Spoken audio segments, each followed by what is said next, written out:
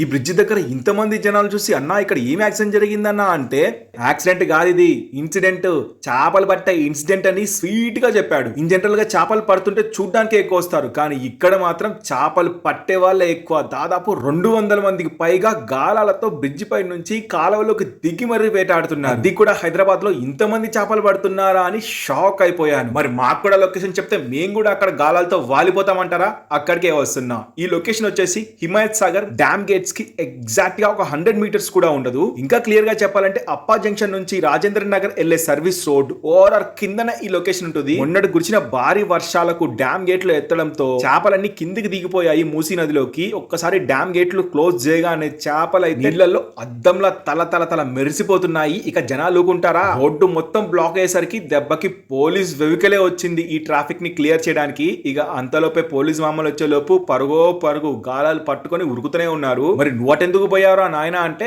Next వీడియోలో చెప్తాను నేను ఎటు వెళ్తున్నానో. అంతకన్నా ముందు మన ఛానల్ ని సబ్స్క్రైబ్ చేయడం మాత్రం మర్చిపోకండి. Thanks for watching our video.